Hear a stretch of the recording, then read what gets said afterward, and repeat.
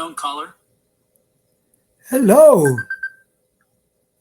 Good morning, good afternoon, good evening. Tumatawag. Sorry po. Oh. Hayaan mo na. Tumatawag. Hindi ko kilala eh. Mga numbers. So, kumusta na kayo? Kumusta na kayo dyan? Nako. Na-miss ko kayo ng husto labis-labis. Walang kulang.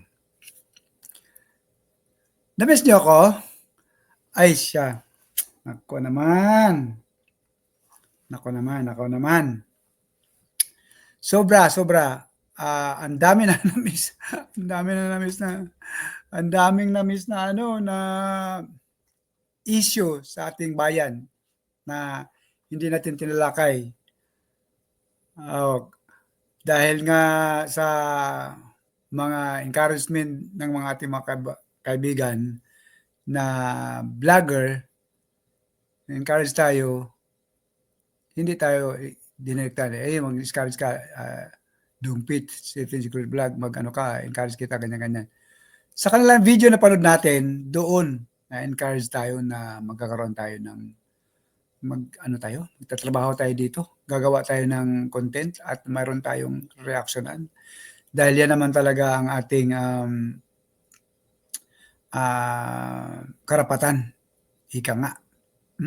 Karapatan. Kaya nagpapasalamat tayo sa mga balatiros, mga kaibigan natin dyan na lalo na tumatalakay sa politika, issue ng politika dyan sa bansang Pilipinas.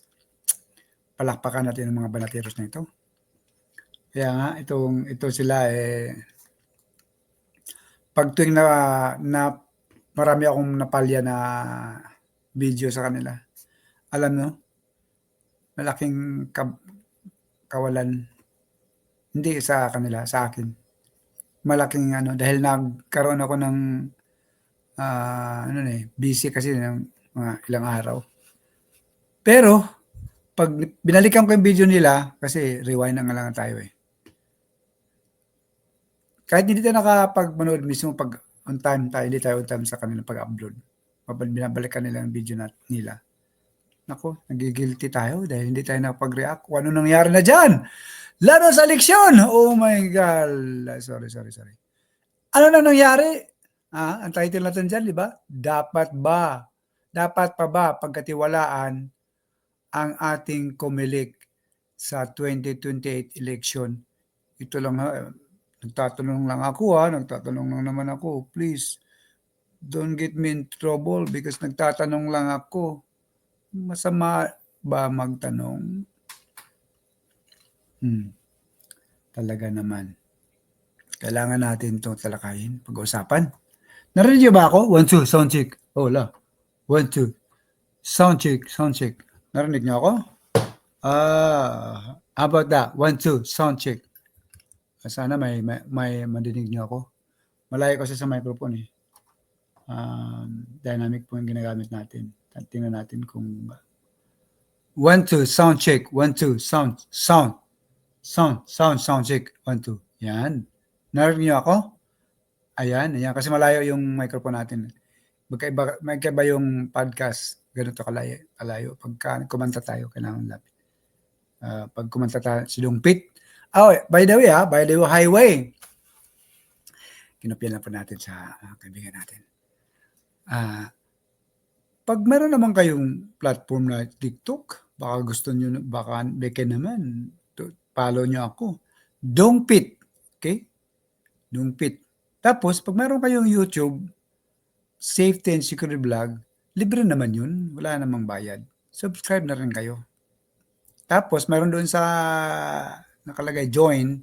Kung gusto nyong mag-member sa kay Safety and Security Vlog sa YouTube, pwede naman kayong mag-join as a membership. Pero yung subscribe, libre yun walang bayad yun. Yung membership lang ang may bayad. Pero yung sa nagbigay ng yung tawag ito, yung kalimutan ko, pakulay. Tagtawag ng pakulay. Kalimutan ko, eh, pakulay. Kasi hindi ko naranasan, ilang beses pa lang ako nakatanggap ng pakulay kay, galing kay, Warrior ano 'to, galing kay, Sir Bunagan. 'Yun yung mga pakulay nila. Naku, grabe, laki ng pakulay niyo. Sana ah, matanggap ko 'yan. O 'yun nga, ang ano nating, engagement natin hiramin ko yung ano hiramin ko kaibigan ko 'to, kaibigan ko 'to. Yung engagement ko bumaba, tinutulungan na ako pataas ang engagement ulit sa YouTube. Kaya in-encourage niya ako, pinadalhan niya ako ng video. Araw-araw, consistent yan 'pag meron siyang topic, papadala sa akin mismo. Ibig sabihin, magtrabaho ako, pinadalhan na nga ako, kaya lang sobrang busy. Pero hindi dahilan yung sobrang busy ka. Hahanapan mo talaga ng paraan. Dahil may kasabihan, 'pag gusto, may paraan. 'Pag ayaw, may dahilan. To. Ano ba yun? Ano ba yung ano, yeah? Ayun. 'Pag ayaw, may dahilan. 'Pag gusto, may paraan. 'Pag ayaw, may dahilan.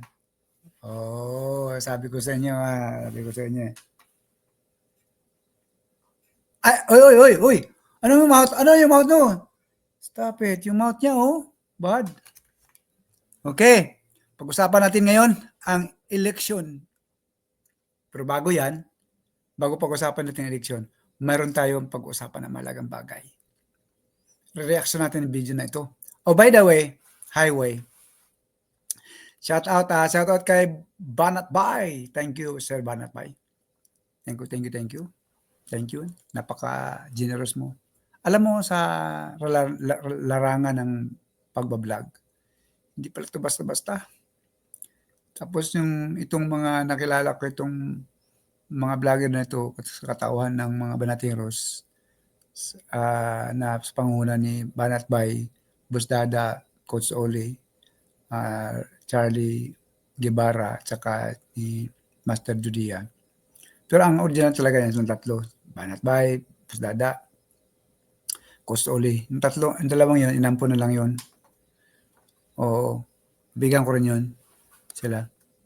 Pero nga, na-encourage tayo ng mga ito Hindi naman talaga basta-basta. Kita mo naman, pagka nag-Tagalog ko, talagang buhol-buhol. Kasi sa pagkakalam nyo, galing ako, taga-Bohol ako, kaya yung Tagalog ko, buhol-buhol, kaya pasensyahan nyo na, ha? Pasensyahan na.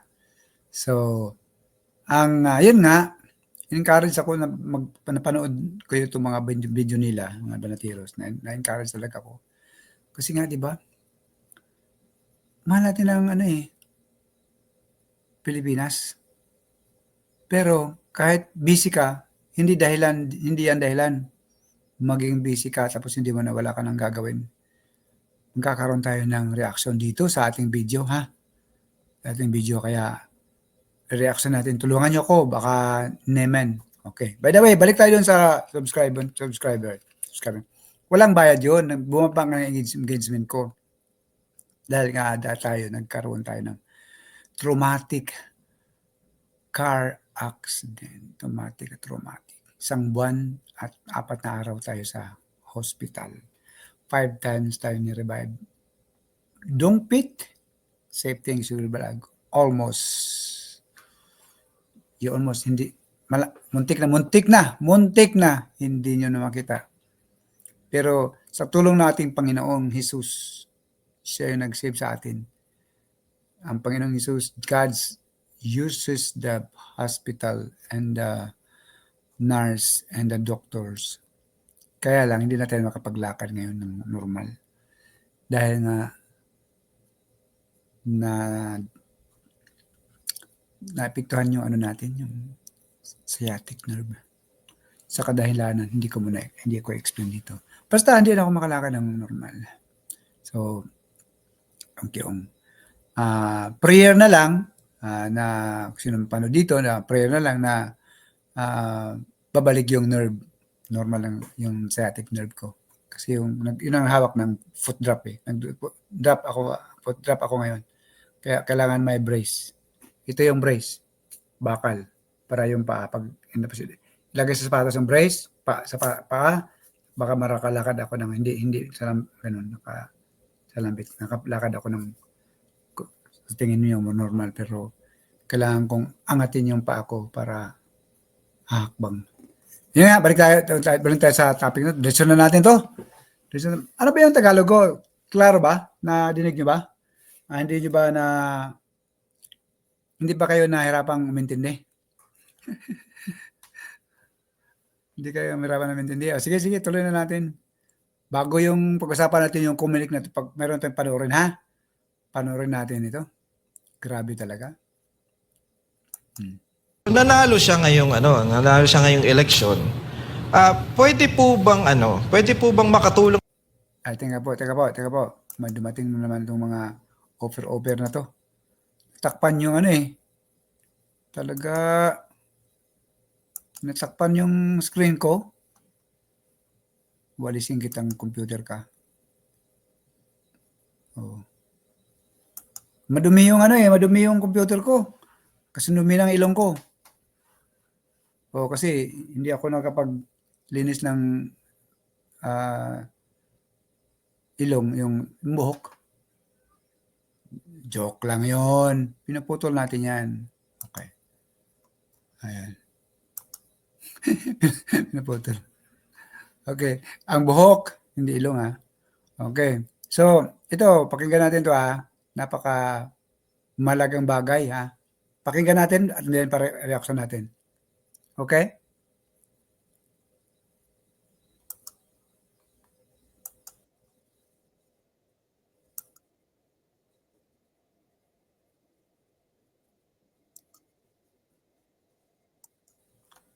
Tingnan mo. Hindi ba?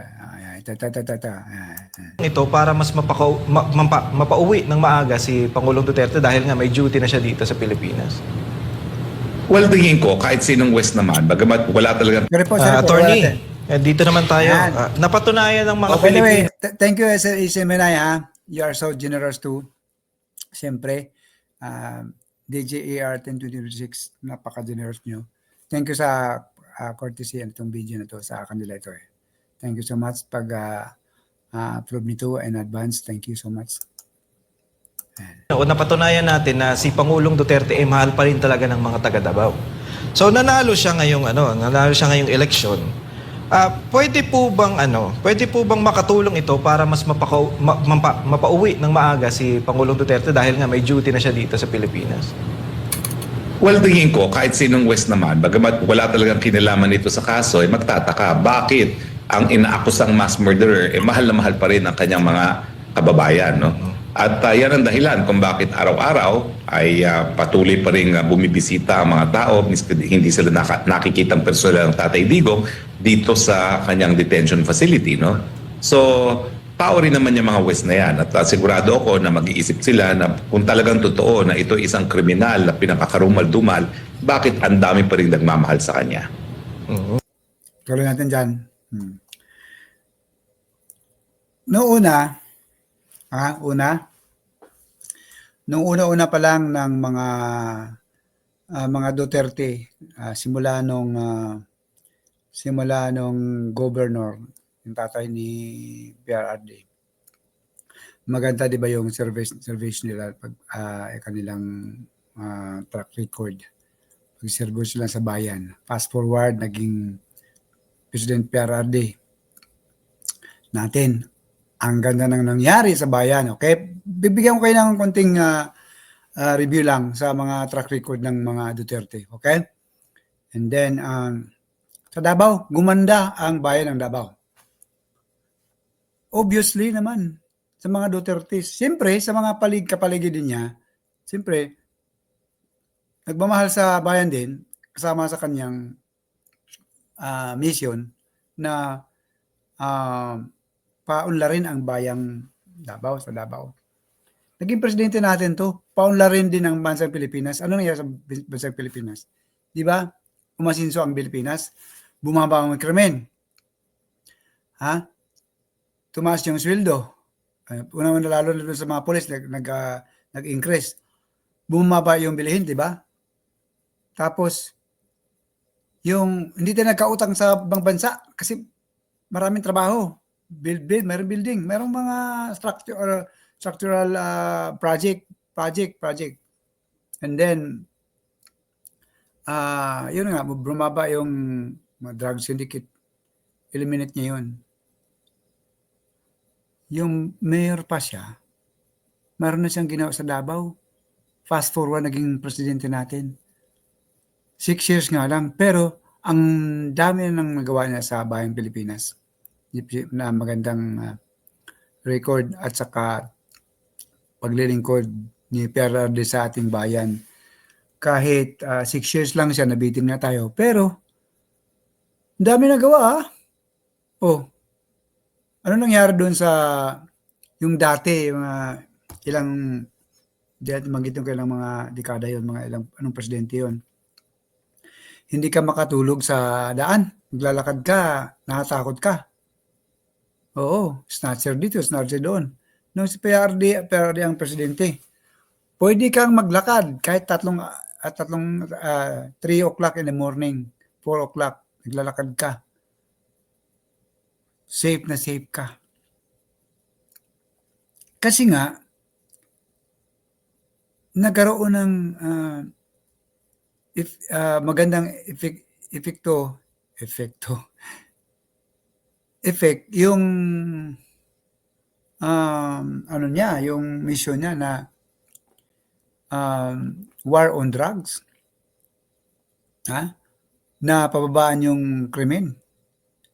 Dahil nga, doon sa duty ng law enforcement, meron sila doong duty,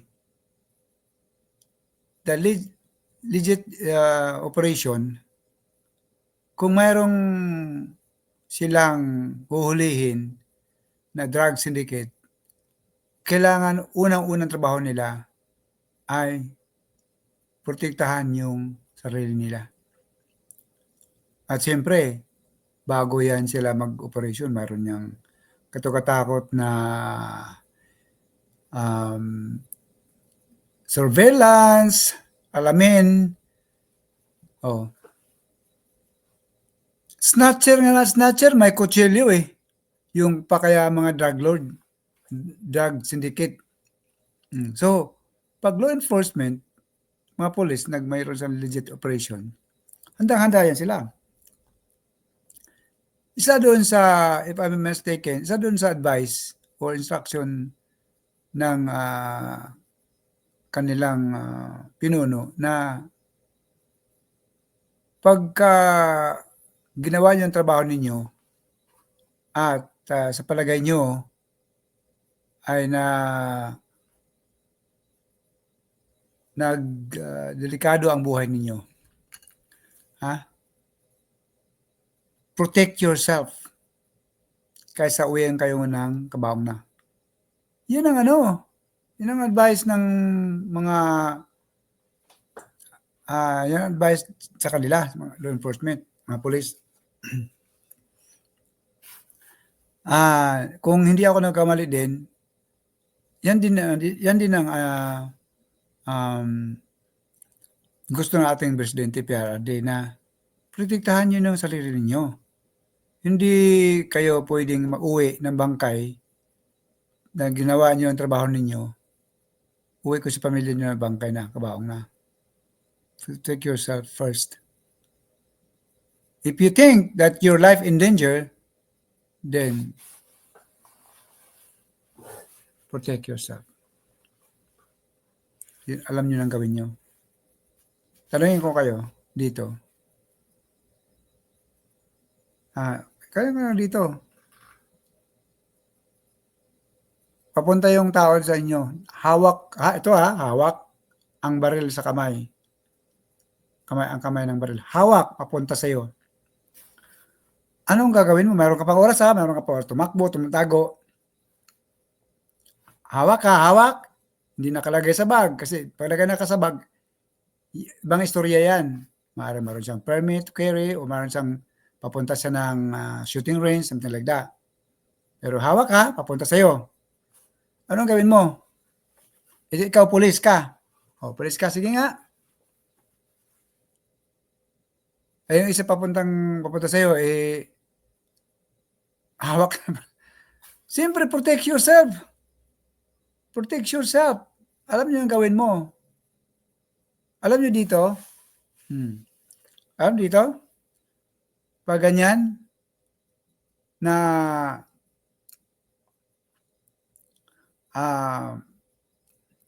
pag ma-pull over ka, mag-drive ka, okay? Mag-pull over ka. Meron kang violation, ano ba, stoplight, for example lang, na hindi mo nag-beat ka ng stoplight tapos nakita ka ng pulis, i-pull over ka. Kasi accident yun eh. Katulad nangyari sa akin, nag-beat ng ng red light, yung bumunggo sa akin. Oh, tapos ano yan eh, so makita ka ng pulis, pull over ka.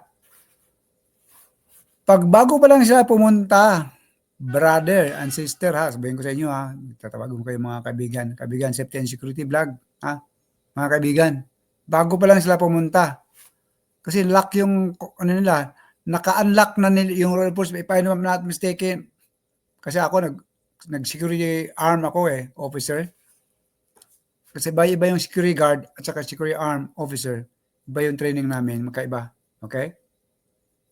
So, inunlock na namin yung safe ng aming service, pistol service. Unlock na namin. Yan trabaho mo unlock na namin. Kaysa pupunta ka lang doon, wala kang gagawin ng safety precaution. Ano yun? So, suicide yun, pupunta ka sa kotse, at police. Kasi minsan may nangyayari sa amin yan na kami ang taga-open ng bukas ng gate. Siyempre pupunta kami. Anong pakay mo? Kasi walang ID. Halimbawa, walang ID. Pag kahit may ID, alam nyo mga kapatid, mga ka-safety dito hindi ibig sabihin na ka-uniform yan. May ID at papunta dyan ay hindi ka magbibigay ng hindi mo gawin yung trabaho mo to do your security measure. Tanungin mo siya anong pakay. Tapos, nagtrabaho ba siya dito? Okay. Ngayon, anong purpose? Naka-duty ba yan? Siyempre, titingnan mo doon sa hold on, okay? Just a minute. Punta kami sa telepono, verify namin pangalan, kasi kinukuha namin pangalan. Kinukuha namin yung first duty mo kinukuha namin pangalan ng sa ID. Tawag naman, ito ba, totoo ba itong, kasi first time mo pa nakita okay? First time mo pa nakita, first time ka pa nag-duty. Nagtrabaho ba ito dito? Trabaho. Pero papunta pa lang kami papunta ako sa telepono. Alert na ako, tumitingin ako doon sa halfway. Tumitingin ako, nag-scan na yung mata ko. May kasunod ba siya? Mayroon bang dito? Kasi maaaring pwede ka ma-distract doon, pupunta doon sa kotse sa gate mo, tapos mayroon palang dito sa kaliwa. Nakascan na yung mata namin. Pag na-verify na, dito palang trabaho, okay, babalik kami. Okay, thank you, have a good day. Pero, kukunin ko muna yung plate number kasi kukunin yung plate number niya, kotse niya, tapos pangalan niya. Ilalag ko, papasok. Next time, alam mo na kasi kabisado mo na yung mukha Hindi na 100% na security measure yung gagawin mo. Redundant lang. Siguraduhin mo yung parang yung tao na yun ng mukha mo. Baka nagmali ka na, marami kasing kamukha Tanong ngayon pa rin ganyan. Kasi kami taga-bukas, hindi siya pwedeng pumasok kung hindi namin bubuksan. Yun din ang trabaho ng police law enforcement. Tatanungin lang, meron ka bang, kasi mayroon isang violation pull over, law enforcement pull over. Mayroon ka bang, pabayan natin to kasi kailangan ko may pailiwanag sa inyo ito eh. Mayroon ka bang baril dyan? Tatanungin ka ng pulis. Pag sinabi mong mayroon, nakahawak na yung pulis sa kanyang baywang, sa kanyang ano. Mayroon. So, mayroon. Tapos kailangan yung kamay ng tao na violate ng traffic violation, nakalagay yung kamay niya sa manubela. Kailangan nakamonitor yung pulis. Okay. Tapos pagka inalis yung don't move. Why are you moving? Put your hands in the wheel. Like that. Pag hinihaan ka ng driver's license, sabihin mo pa, my wallet is in the right. Teka lang ha, saglit lang. Mute naman natin saglit, matatagin natin.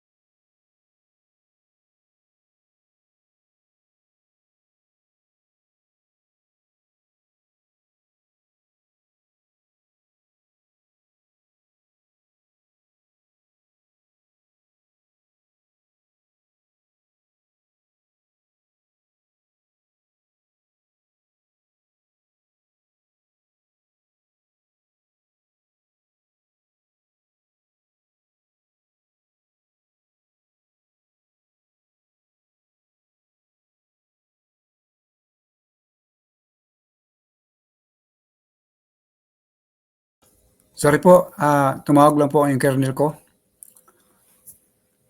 Kilala niyo si kernel ko? Kasi yung kapitan, may kernel pa sa akin yung tumawag. Ayan. Yun nga ang pag-usapan natin. Tanungin ka ng law enforcement pag mayroon kang barel. Okay? Kailangan pag sabing ang law enforcement niya kailangan diretso yung sagot mo. Pag sabing yes, sabihin nyo, why we have that? Yeah, kailangan mayroon kang pero ganyan yan, okay. Where is that? Tanungin ko saan? Sa akin, right hips. Okay, don't move. Okay, don't touch that. Ngayon, give me your license namin. Kasi meron nga na violation first license. Don't move. Okay, just stay there, okay?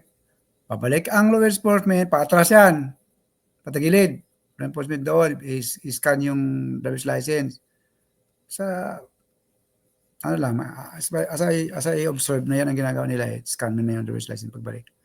Okay, yeah, good. If clear, okay, good. Have a good day, okay, this is your ticket, ganyan-ganyan, kung meron silang violation. Yan, pero, yun yung, kita mo yung precaution, nakita niyo ng pag illegal yon, pag may bumubunot yung driver na hindi pala sila, wala pa silang permit to carry, bumunot yung driver na nagkaroon ng violation, bumunot, bago pa palang bubunot yon, may gagawin na ng law enforcement noon. Mayroon nang gagawin para maprotektahan sarili niya. Yan ang trabaho ng police sa atin. Yan ang instruction ng ating presidente na if you think your life is in danger, protect yourself. Kaya ginagawa nila ang trabaho ng kapulisan natin dyan. Kaya palapakan natin yung mga pulisan dyan. Mahirap ang trabaho nila, Mahirap. Lisod kayo trabaho nila. Kamu kuno yung police ba? Sorry. Lisod kayo. Hirap. Kaya, ito si PRRD, okay? Gusto natin, tuloy-tuloy natin. Kasi bumaba tayo dito eh. Dahil nga, sa ganda ng trabaho niya, pinagbintangan siya na, ano daw, human right daw, yung mga namatay na bumunot, naglaban doon sa operation ng police, legit operation ng mga police, law enforcement natin, ng laban, namatay, di ba? Human, rights violation daw. Kaya ito sila, si PRRD, hindi maniwala ang mga mamayang Pilipino na ganun ang, ganun pa man, maraming nagmamahal sa kanya at mga pagbintang sa kanya. Ngayon, naging presidente, di ba? Nung hindi na presidente, kinasuhan siya, ganitong namantingan, tapos dinala sa ICC, di ba?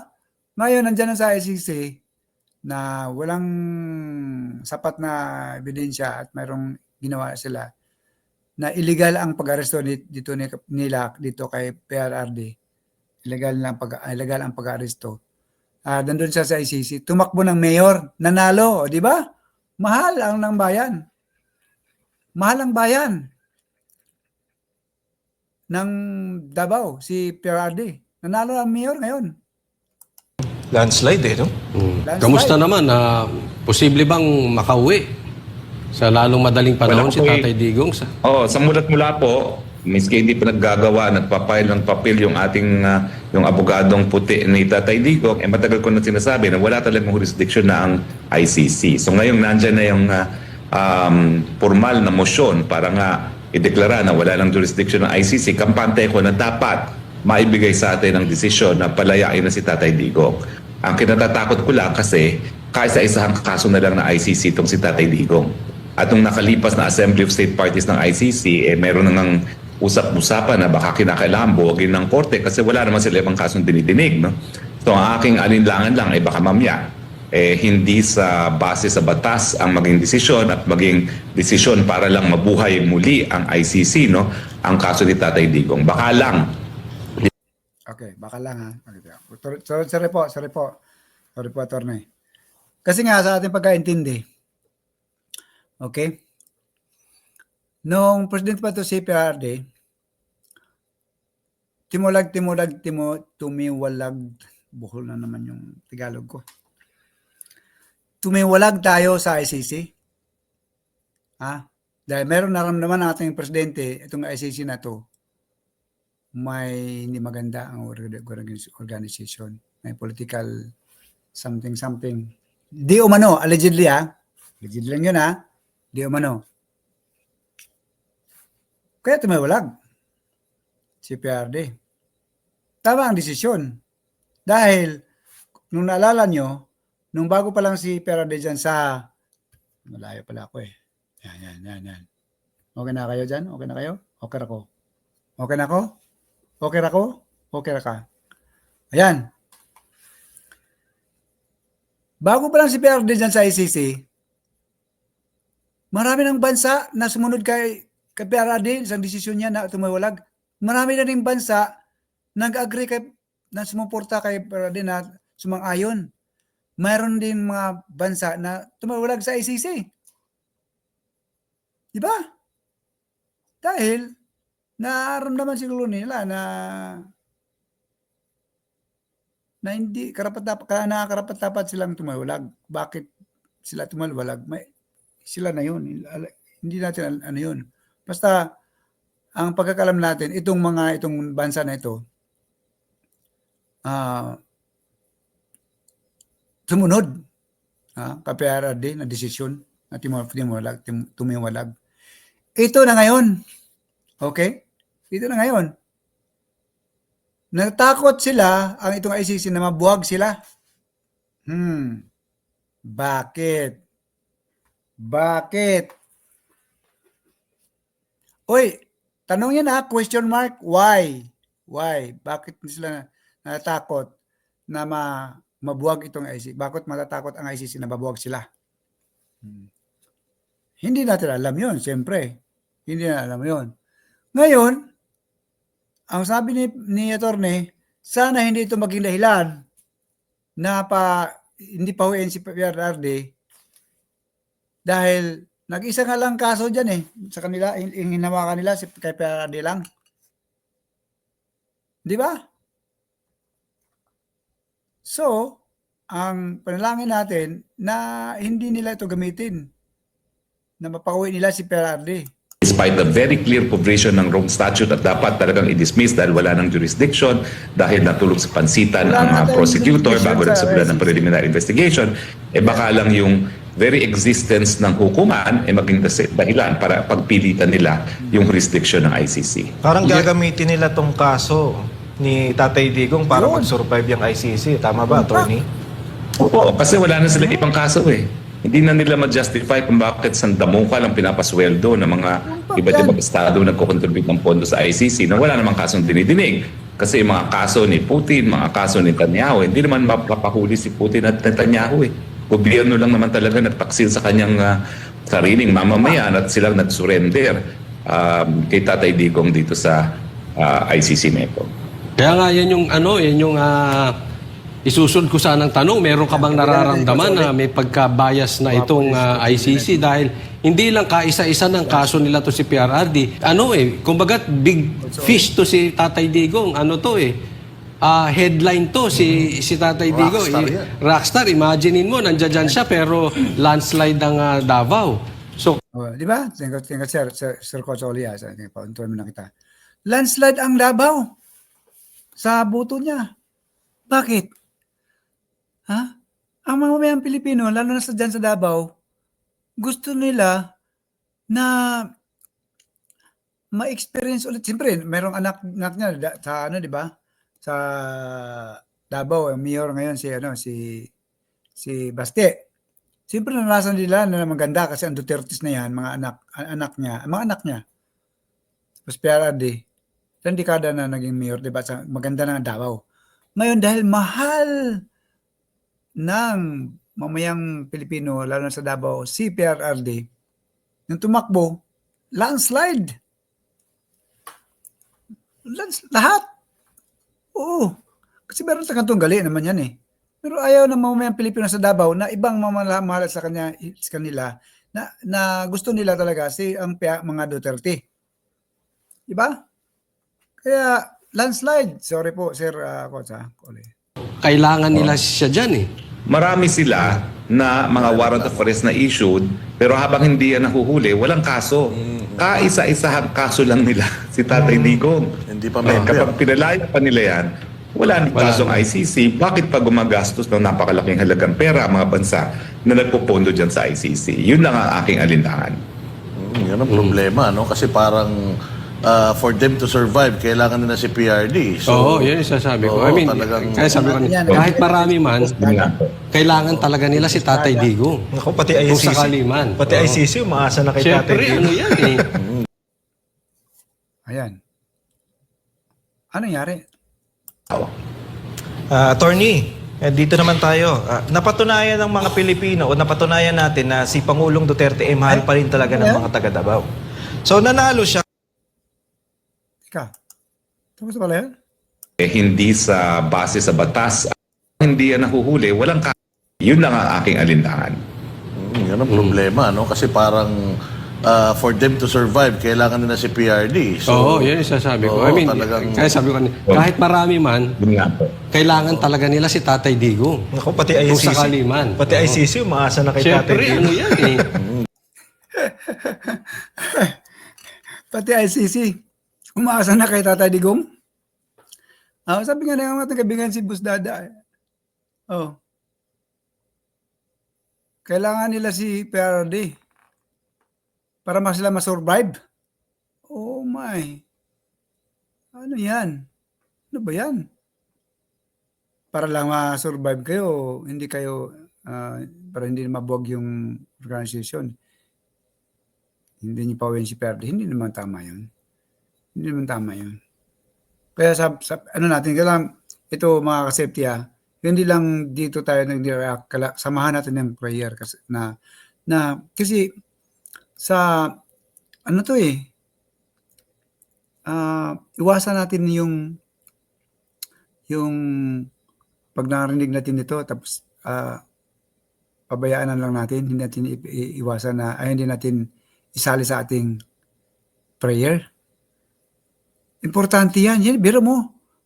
Kailangan nila sila PRRD para manatili ang kanila ang ICC na yan kasi malapit na mabuwag, di ba? Ngayon, ano yan? Malaking question yan pag hindi nila pauwi si PRRD. Ngayon, yung question na yan, yun na yung sagot kanina. Na para hindi sila mabuwag, kailangan si PRRD.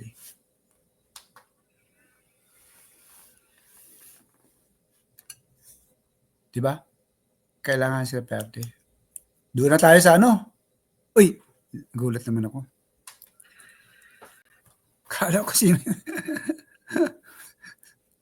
Okay.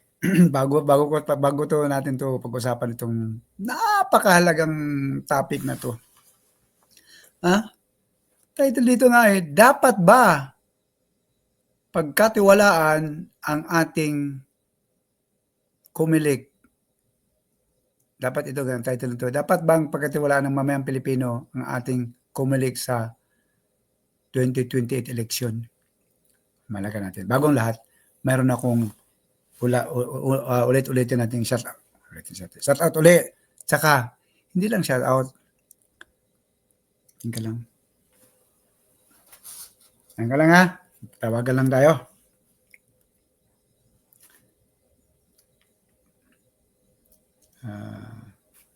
Tawagan natin. Ulit lang ha. Ulit lang ha. Tawagan tayo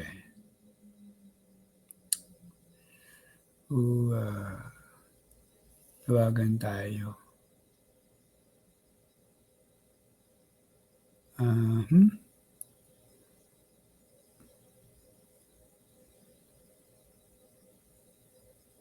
Tawagan tayo ha.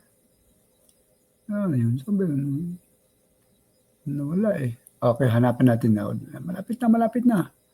Malapit ang... Ano yung malapit? Okay. Yan na po. Yan.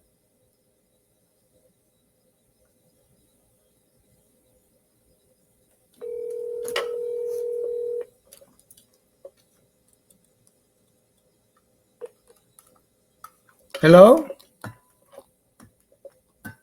Sir Banat? Boss Banat, sir, boss. My friend. Pwede ko bang gamitin yung video mo? Thank you, sir. Thank you, sir.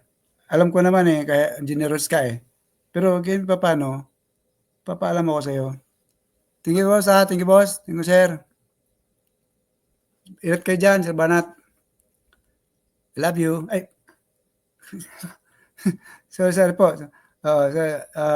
Banat. Okay, thank you, sir. Thank you, sir. Ingat ka dyan. Naku. Nasabi ko yun. I love you sa kanya.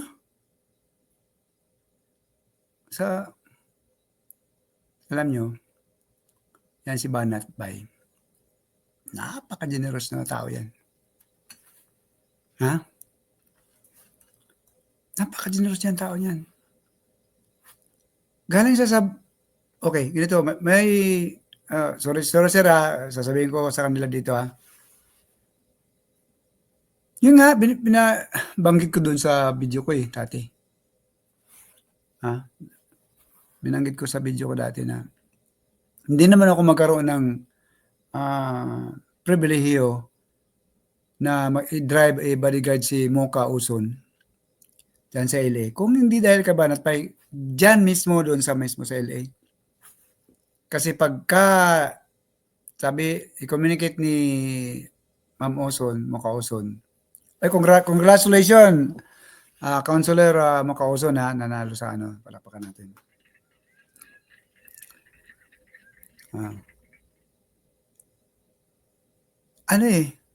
Kailangan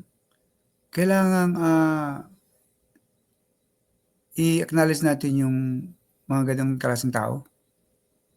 na halata mo na napakabait na generous. Pero hindi po pinamabait, abusin natin. Mabait kasi ito kaya tinawagan ko. Actually, wala akong tinawagan. Joke lang yan. Kahit play ko, ito, 100% ako na okay sa kanya. Dahil, bait nga, ano nga tao, nung nagpaalam ako sa mga video siya, okay, go lang. Yung nagpaalam ako sa kanila niyan, sa Busdada, Master Ria, ganyan. Napakabait yan. Gusto ko lang makita si person si Coach Oli. Gwapo pala ni Coach Oli. Parang,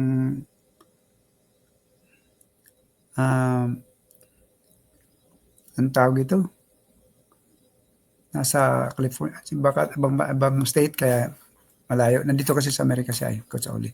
So, balik tayo sa Banat Bay. Napakabait yan. Hindi ako makapag-drive or karoon ng pribileyo na pag-drive doon sa kanyang kaibigan na si Kauson. Kung hindi dahil sa approve, siyempre na communicate yan. I-drive ko pag-drive ako kay Dumpit, kay Alfred, Safety and Security Vlog. Siyempre, malaman ni Busdada, ni Banat Bay. Pagka hindi gusto ni Banat Bay, wag na. Pero, nag-approve si Banat Bay. O sige, go ahead. Yun ang sinasabing generous heart. At saka nag-trust sa akin. Yan ang sabi ko. Kahit ipi-play ko to, alam ko na okay sa kay Banat Bay.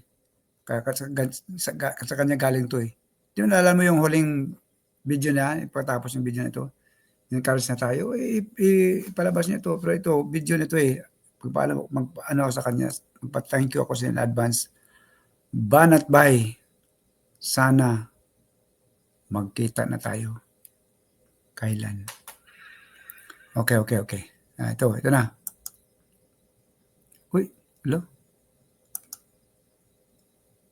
Lumabas naman pagkaganon, pag mabalabas, matagal ba kanti ang computer lumalabas yung mga offer dyan sa Microsoft na itong laptop na ito. Kupong-kupong pa kasi ito mahal Pero nung minsan nagkumanta ako, nawala. Putol. Ito na. Sorry po. Ito na. Sir Banat Bay. Pakinggan natin ito ayan. Okay, bago natin meron akong sabihin sa inyo. Nanalo to. Itong party list na ito, nanalo. Duterte shoot. Ito, pakinggan natin Labis na ipinagtataka ng bagong henerasyon party list ang naging batayan ng National Board of Canvassers para ipagpaliban ang proklamasyon sa kanilang pagkapanalo sa katatapos lamang na 2025 midterm elections. Sa isang opisyal na pahayag, kinuwestiyon ng BH party list ang biglaang pagsuspinde ng NBOC sa kanilang proklamasyon bilang isa sa mga nanalong party list sa House of Representatives. Giit ng BH party list, wala silang natanggap, nakita o kahit narinig ukol sa umano'y kanilang kaso. Kaya naman kino-question ito kung papaano sila sasagot o mapapanagot sa isang akusasyon na hindi nila nalalaman o walang anumang detalye.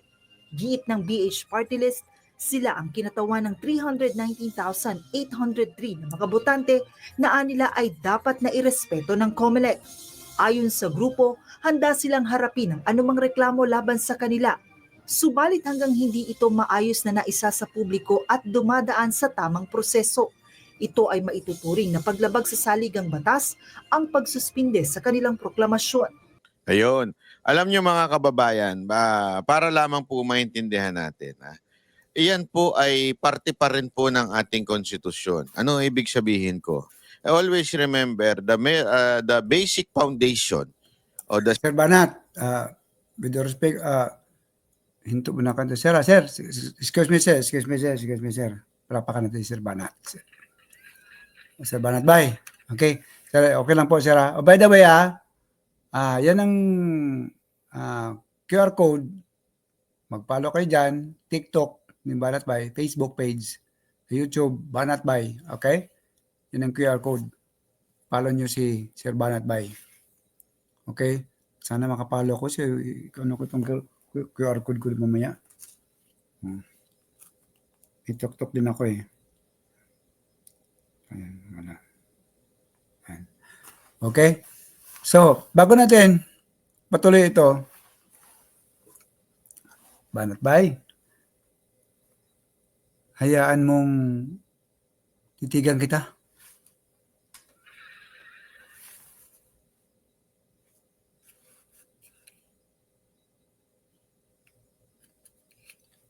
Si Banat Bay ba rin?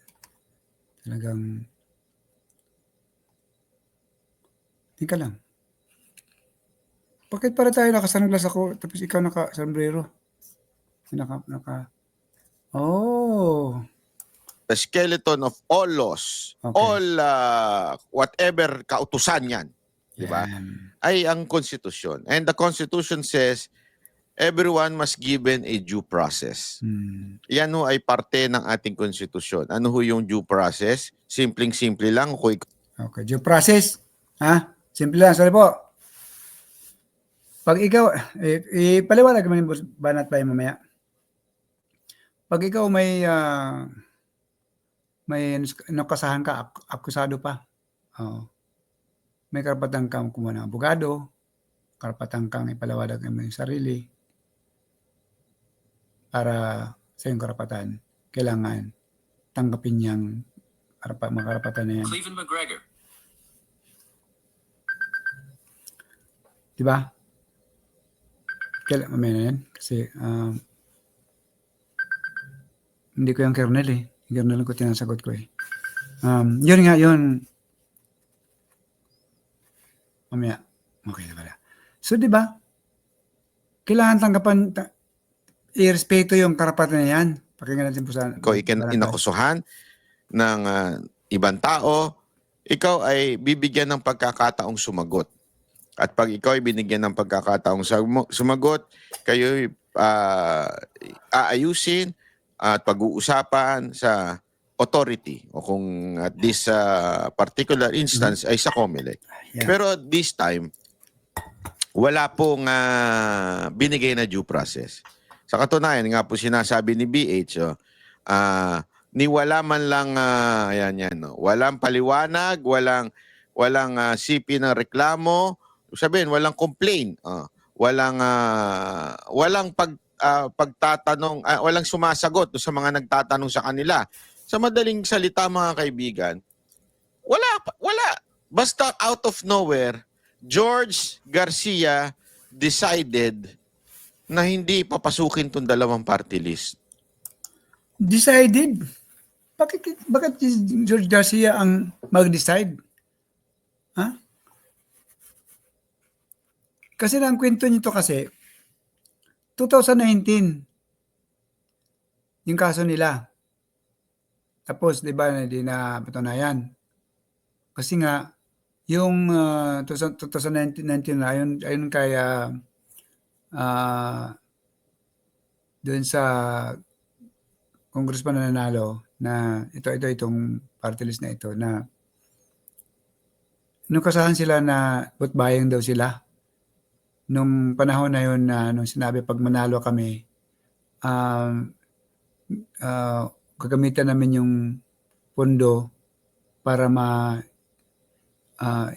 yung wala kami pasok sa bulsa namin, ibibigay lahat doon sa serbisyo. Ganon.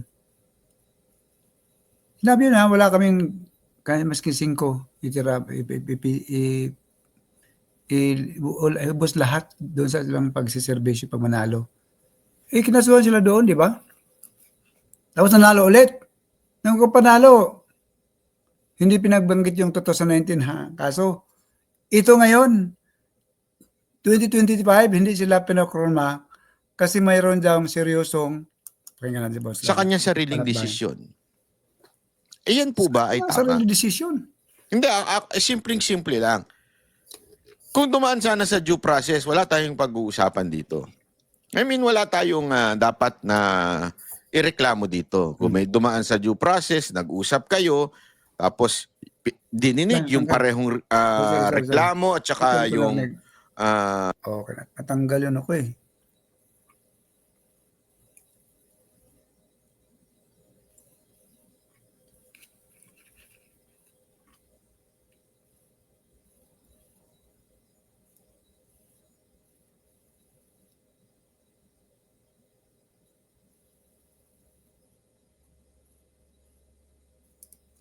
Sorry po. Sira to. Kung alam ko lang. Kaiba kasi ito eh. Ayan. Yan, sorry po. Ayan. Yan. inirereklamo, nadinig kayong pareho, both sides, then the COMELEC decided to disqualify you. Wala tayong magawa dyan.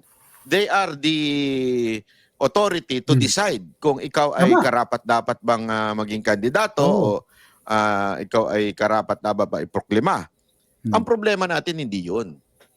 Ang problema natin mga kababayan, yung hindi ka man lang sinabihan, ano ba reklamo? Yan. Sino ba nagre-reklamo? Anong Yan, sir. meron? As in last minute daw, hindi daw po sila sinasagot. Na-interview natin si Mami kahapon sa SMNI. So ibig sabihin po, mga kababayan, hindi man lang siya binigyan ng due process. Kaya nga nung tinatanong namin hindi nga siya makasagot eh. Kasi tama nga naman siya. Tinatanong namin, do you think ma'am, may politika po ito na involve? Sa tingin nyo, dahil po ba sa hindi nyo pagpirma ng impeachment? Dahil po ba sa kayo ay in-endorse ni BP Sara Duterte, kaya kayo ay pinag-initan at hindi pinaupo? Alam mo, sagot niya, hindi ko talaga alam eh. Sabi nga, hindi niya alam kung anong kaso. Kasi itong na to, nanalo ng congressman, hindi ito pumirma doon sa petisyon laban kay petisyon ng mga congressman mga congressman ng Congress sa pag-impeach kay pag-file nilang impeachment laban kay BP Sara. Itong congressman nanalo, hindi kasi ito pumirma. Oo, hindi ito pumirma. Kaya, ngayon, ito nangyari. Yun, hindi ko talaga alam kung ano rason ba't di kami pinaupo. Walang binigay sa amin. Until nung natapos na yung proclamation, doon na lang ata sila sinagot na meron nagre-reklamo sa inyo. Pero bakit ganun? Yun nga yung sinasabi. Sabihin na natin na merong reklamo. Okay? Meron na reklamo man lang sa kanila at napunta, halimbawa kasi may nag-message doon. Sabi, baka napunta sa spam folder ng email nyo. Pero sabi naman ni Ma'am Herrera, wala daw. Okay? Pero sabi niyo isa, baka napunta sa spam folder ninyo.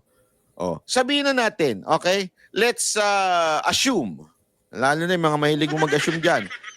Let's assume, halimbawa na totoo nga, may natanggap, merong reklamo, o merong lahat. Okay? Ngayon, ang tanong, dumaan na ba sa pagsusuri? Dumaan na ba sa patawag para pag-usapan at ibigay ang panig ni ma'am? Wala. So, ibig sabihin po, talagang hindi siya dumaan sa due process.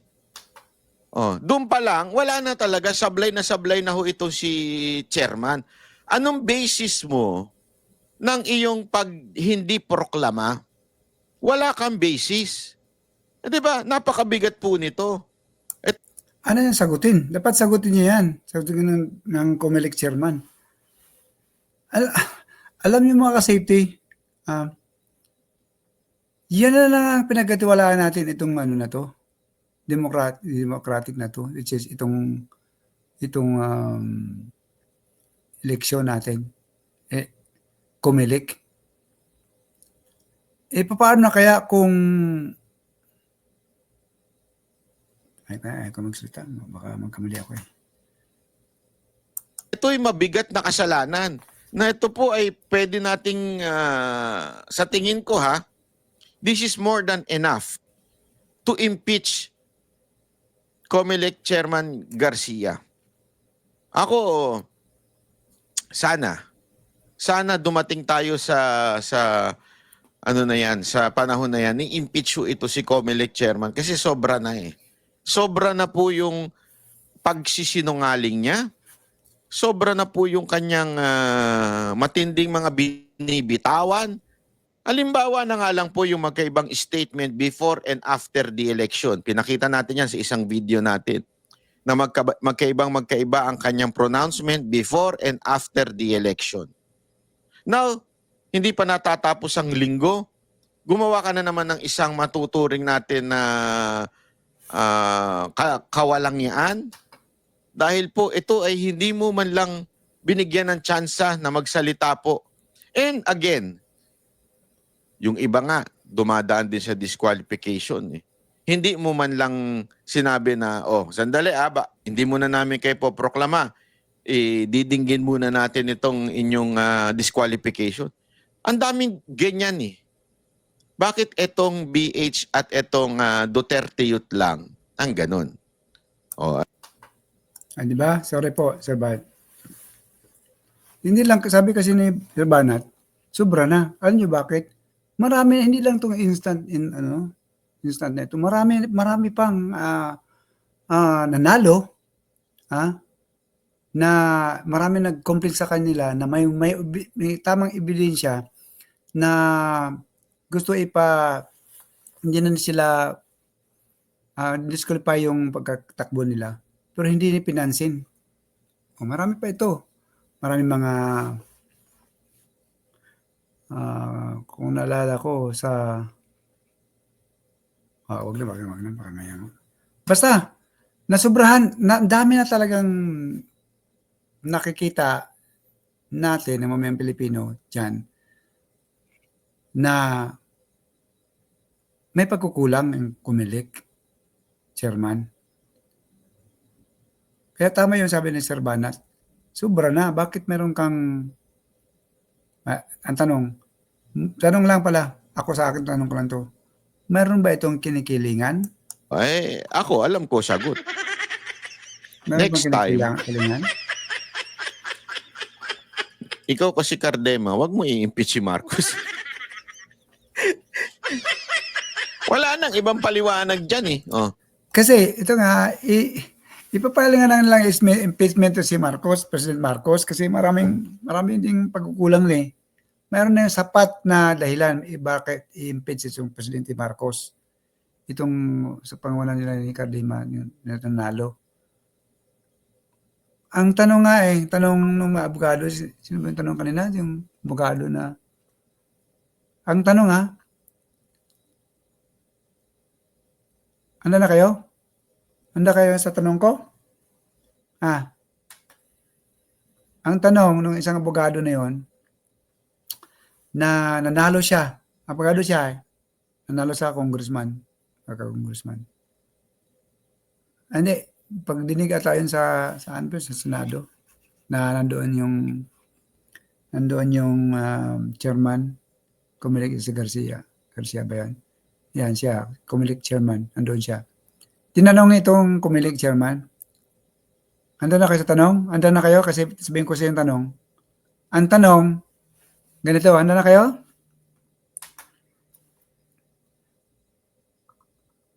How much you value the Constitution? Diba? How much you value the integrity or yung trabaho mo bilang chairman. So, paraphrasing.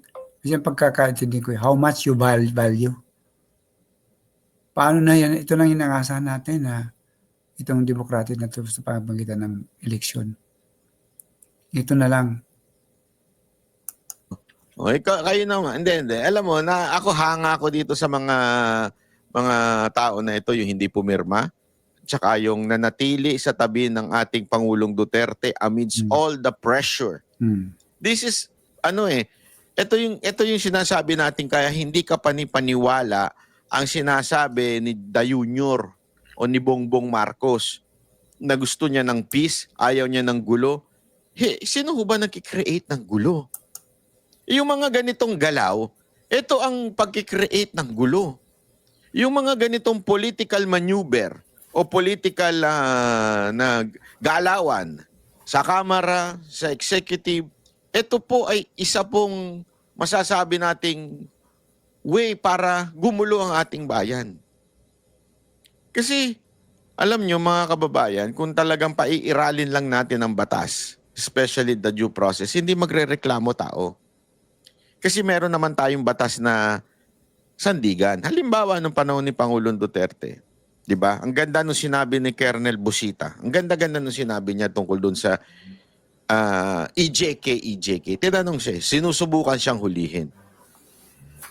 Hindi lang niya siguro na elaborate ng todo-todo. Ako, let me elaborate yung sinabi niya. Napanood ko yun, sabi niya.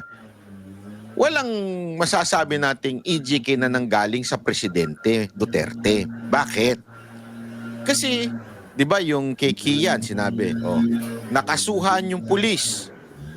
Na-convict yung pulis. Yun ang sinasabi niya. Ang tanong, may ginawa ba si Pangulong Duterte para suportahan yung pulis na nagkasala?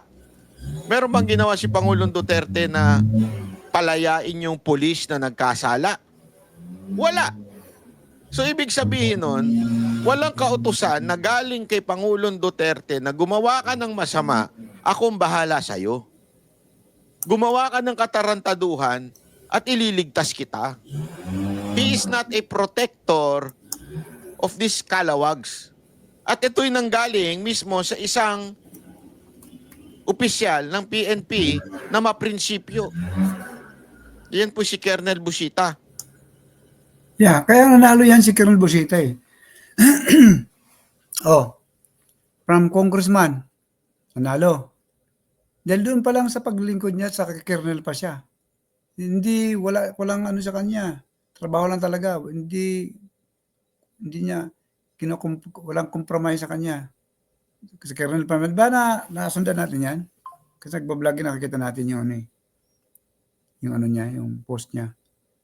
Hindi lang siya napakita dyan. Talagang marami sa kanya, nakakilala at mga Pilipino na gusto yung servisyo niya sa Colonel pa. Nanalo ng congressman. Nanalo ng senador ngayon. Kaya, talagang maganda nangyari itong nanalo ito. Dahil, ika nga, pag mayroon nakikitang corruption, kabulastugan dyan sa gobyerno, mayroon tayong kaakibat. Isa ito si Senator Busita. So ano ibig sabihin? Ang utos ni Pangulong Duterte noon, always make sure na tayo'y nasa bound ng batas. Yan. Ibig sabihin, kung yan ay hinuhuli mo, bumunot, unahan mo na. Ayan po ay nasa batas. Di ba? Pero kung yan ay sumuko, nakaposas na, di ba ilang beses na sinabi to? Hindi mo ikatatapang kung yan ay ibabarilin mo na nakaposas na. Ang dapat diyan ay padaanin sa due process. Kaya nga kahit anong pagpaikot-ikutin, tingnan mo eto na lang kasimple. Kung talagang naniniwala silang merong pagkakasala si Pangulong Duterte at ang gobyernong umiiral ngayon ay galit sa mga Duterte, bakit hindi nila inusig si Pangulong Duterte dito sa Pilipinas? He is no longer, ang tawag dito, immune sa demanda. Pwede na siyang usigin sa Pilipinas. Bakit hindi ginawa ng gobyernong ito na itong gobyernong ito ay galit kay Duterte? You know why? Simple. Wala kasing ebidensya o talagang malabo yung akusasyon. Alam nilang hindi nila kayang patunayan yung mga akusasyon dahil wala naman pong ginawa talagang masama si Pangulong Duterte. That's why the only solution for them is to throw him sa ibang bansa. Kasi sa ibang bansa, alam nila it will take time and they thought madudurog si Pangulong Duterte. Kasi alam mo, ang tao ganyan eh. Minsan akala nila pag dumaan sa pagsubok, lalong madudurog. Pero hindi nila alam, lalo itong lumalakas. Lalo itong, nakita nyo nga, di ba? Mismo si Chanco na nagsabi, yung kanilang campaign manager. Noon sa impeachment ni BP Sara Duterte, nabawasan ang lumalabas sa survey sa Mindanao, ang alyansa ng Alhati. Pero, nung dinala sa dahig si Pangulong Duterte, hindi daw ng Alhati, naubos na. Wala nang pumapasok mula sa alyansa. So, ibig sabihin, akala nila, yun na magiging resulta. Pero hindi nila nalaman, hindi nila napagtanto, ngayon na lang nila napagtanto na mali pala yung ginawa natin. Kaya nga itong si Marcos Jr., nagkukumahog ngayon na makipag-peace kuno. Gawin mo muna yung 3 bagay. Then, siguro, baka i-consider ka ng taong bayan. Kaya lang, ito nga ang problema Marcos eh.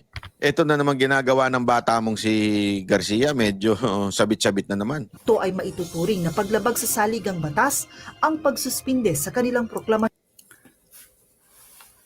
Biro mo, lang. Biro mo, suspindihin ka sa yung nanalo ka na eh. Hindi ka ipoproclaim. Nanalo ka na. Binoto ka ng bayan. Para lang patunayan ng mga Pilipino na ito karapat-dapat iboto. Nanalo na. Oh, nandiyan na, nanalo na. Tapos hindi mo iproklama, nagdesisyon ka ng sarili mo. Itong Garcia na ito, Comelec Serman, nagdesisyon ka sa sarili mo. Hindi man lang dinaan sa due process, sinasabi ni Sir Banat. Ha? Hindi dinaan sa due process. Porque ito'y Maka Duterte. Tanong lang ha, porque ito ba'y Maka Duterte? Kaya hindi pinoproklama? Di halata na talagang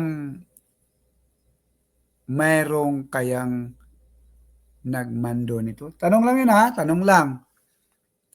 Mayroong kaya nagmando dito? Nagkumpas? Bakit hindi pa upuin? Kasi nanalo na ito eh. Thank you, Sir Bay. Samantala, plano naman ng Duterte Youth na questionin sa Korte Suprema ang desisyon ng NBOC na ipagpaliban ang kanilang pagkapanalo sa eleksyon. Sa isang statement, sinabi ng Duterte Youth na ito ay hayagang pag-abuso ng COMELEC sa kanilang kapangyarihan. Sinasabing ipinagpaliban ang proklamasyon ng Duterte Youth dahil sa kasong inihain ng Kabataan Party List laban sa kanila noong September 2019 dahil sa umano'y misrepresentation sa sektor na kinakatawan ng grupo. Ayon sa Duterte Youth, kung talagang seryoso ang reklamong inihain ng Kabataan Party List laban sa kanila, bakit sila pinayagan na maupo sa Kamara matapos nilang manalo noong 2022 elections? Gayon din ang pagpayag ng komisyon na muli silang kumandidato para sa halalan 2025. Yun nga ang problema dun eh. Hinayaan noong 2022, tapos 2025 pinatakbo pa, tapos sasabihin nung nanalo ng 2 million mahigit. Wala. Kasi alam nyo kung bakit? 3 ano rin yan. 3 congressman din yan. Di ba? Tama yung sabi ni Sir Banat. Nung kaso nila ay 2019. 2022 nanalo sila. Hindi pinag-usapan yung 2019. Ito, 2025, alam na itong nanalo ni Maka Duterte, hindi pinaupo. Anong nangyari? Sino na naman ang makikinabang doon sa mababakanting 3 na yun? Kasi 2 million mahigit ang kanilang boto. Sino na naman? Alam naman natin kung sino lagi nakikinabang sa mga ganyan eh. Giit ng Duterte Youth Party List, hindi nila kasalanan kung hindi pa rin naaaksyonan ng COMELEC ang tinawag nilang hawsyaw na kaso. Samantala, nilinaw naman ng COMELEC na may proseso silang kailangang sundin. Hindi po nangangahulugan na maaari hindi naman sila maproklama sa mga susunod. Kaya lang po pinagpaliban muna bilang Ang tanong dito hindi mo proklama sa sunod. Tanong na ako. Pinapaliban nito ngayon, bakit may proclamation na yung ibang na nanalo na proclamation na malakas ang ebidensya na may mga kaso, may mga binayolate. Vote buying na yan. Di umano. Di ba? respeto sa proseso rin. Nangako naman ang komisyon na kanilang re-resolbahin ang issue sa dalawang party list bago mag-June 30. Joanano, UNTV. Ay nako. Yeah. Thank you. Thank you, Sir Bay. Thank you, Sir Bay. O, di ba? Bakit hinayaan ng COMELEC chairman na maraming matibay pang ebidensya na may nakita, tanong lang ito na may vote buying tapos nanalo. Tapos pinoklama. Hinayaang pinapatakbo. Hindi suspindi yung kandidasin nila. Yung tanong lang. Tanong ko lang naman yun. Itong nanalo nito, mayroong kaso noong 2019 doon sa pagkasabi niyang congressman na yun na pag nanalo sila sa 2022, ganyan. Nanalo sila pala noong 2019.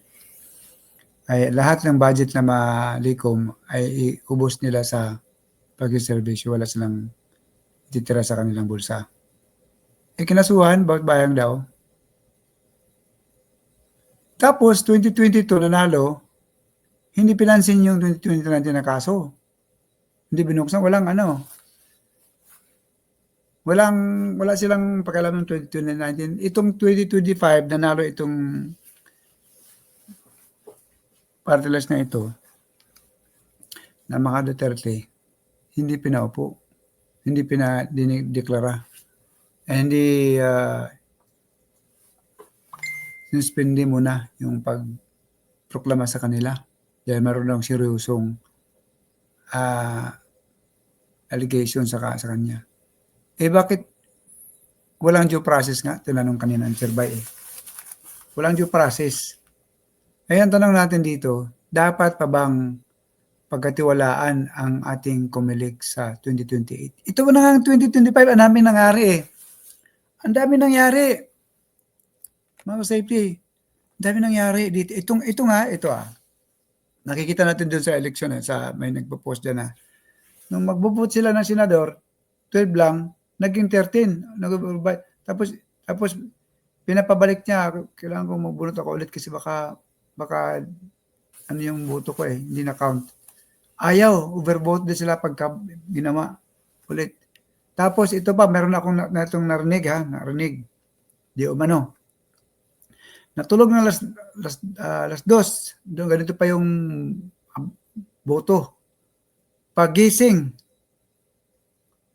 nagbago na. Pagising, siguro mga alas 6. Nagbago na. Nabawasan. Milyon ang bawas ang boto. Ito lang ang isang pinakahuling-huling question ko, tanong ko lang. Bago tayo magtapos ito mga kasafety. Usapan natin si Pastor Quiboloy. Nanalo. Pastor Quiboloy, membership niya is almost 8 million. Ay, ang boto niya ngayon, 9 million lang? Hindi ka ba magtaka doon? Bakit? Ang bubuto kay Pastor Kibuloy, yung membership lang niya. Ay, teka lang.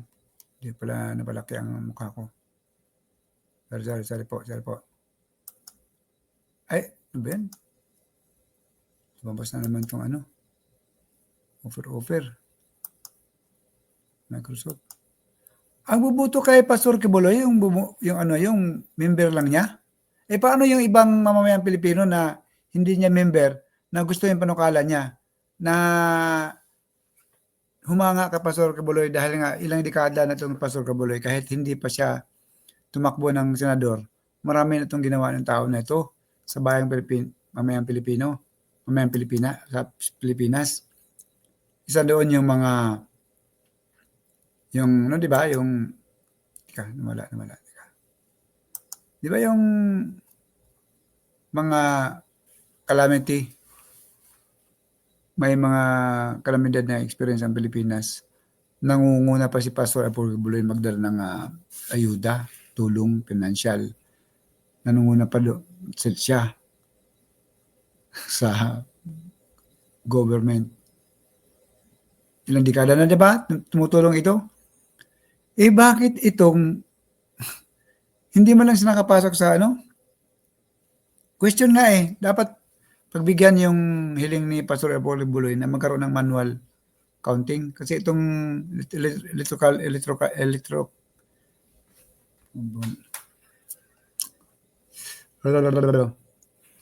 grabe naman.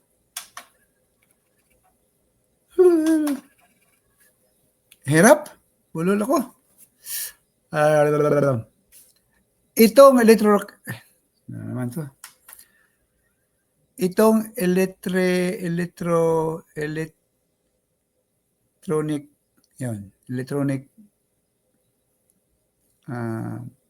machine, electronic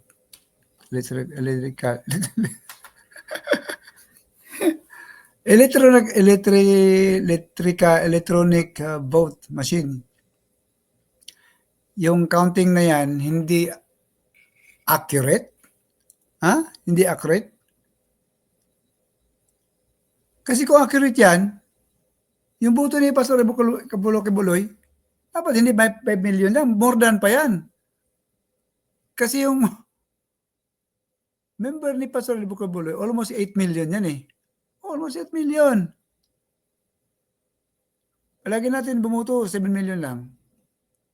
Saan yung ibang mamamayang Pilipino? Ibig sabihin, hindi nila binoboto? Hindi, imposible. At saka ito pa, mga ka-safety tandaan nyo ito malaking question ito. Bakit uniform ang percent nyo, tawag ito, numero ni Pastor Apollo Kibuloy? Ganitong porsyento, yung ganitong city or anong tawag nun? 42. Lahat numero parehas, uniform. Bakit? Yan ang tanong dyan. Kaya natatakot tayo sa pagdating ng 2028, baka ganito na naman. Kaya ang title nito dito, dapat pa bang pagkatiwalaan ng mga Pilipino, dapat mayang Pilipino, ang ating kumilik sa 2028. Dapat ang boto niya, botohan manual Hindi electoral. Pag-count din, manual Dapat yan Ito pa. Yung mga machine na yan, billion ang gastos dyan. Billion, hindi ko alam kung hindi ko nagkamali 400 billion ba yun? Basta malaki. Billion ang machine na. Nag-rent lang tayo Dyan. Nag-rent lang tayo ng machine na yan. Ginamit sa electronic counting, voting counting. Pagka-count ng mga boto. At saka yung pagboto. Electronic Dapat manual. Yan ang tanong. Yan ang pinakamalaking tanong dyan. Pagtiwalaan pa ba natin? Safety. Kailangan natin ipag-pray talaga itong bansang Pilipinas natin. Sabi nga, tama nga si Sir Banat, ito na nga lang yung inasahan natin, itong democratic na to, itong demokrasya, itong COMELEC na ito. Paano na kaya kung hiramin ko, Sir Banat, yung sample. Hiramin ko lang naman. Paano na kaya kung may tumawag kay George Garcia? Hello? George? George? Tanong lang naman yun. Kaya, seryoso tayo. Kailangan panalangin natin, mga ka-safety, ang ating bansang Pilipinas. Lalo na sa ating mga dapat nanalo dyan, dapat nakaupo na dyan, ang kanilang buto ay nasaan na? Nasa mga buto nila? Ha? Nasaan na?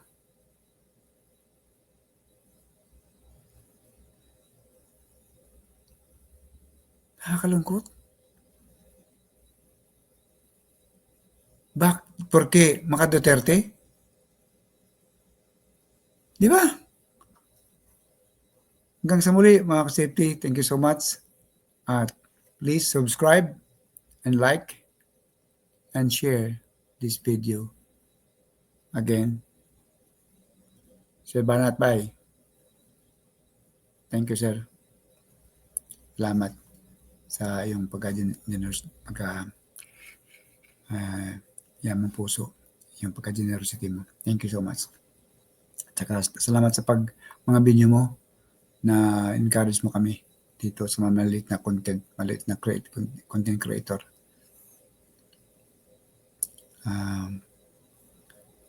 Sana matili ka masigla yung pangatawan at ingat kayo ng mga balateros. Kumusta mo kay Boss Dada saka Kutsoli? Kumusta na kayo ang kabingang ko, Boss Dada? Boss Banat, maya mag-text na lang ako sa'yo. Yun nga, di ba? Tapusin na natin mga safety. Kailangan talaga natin mag-pray. Manalangin tayo dito. Dahil may kasabihan nga, prayer can move mountain. Maraming mga corrupt dyan na nanalo. Maraming mga dayaan dyan na nanalo. Tanong lang, dayaan sa eleksyon? Ano nangyari sa mga boto nila? Nasaan na ngayon? Ba't hindi nanalo?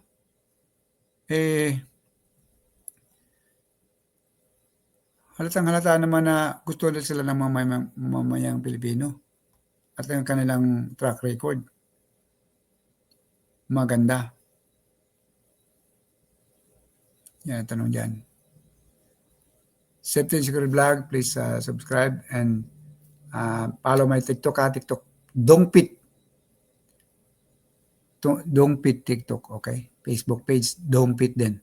Dongpit, pero akong 200 plus na yun doon. Sa Facebook page ko. Thank you so much. And hanggang sa muli. Palakpakan natin si Banat. Bye!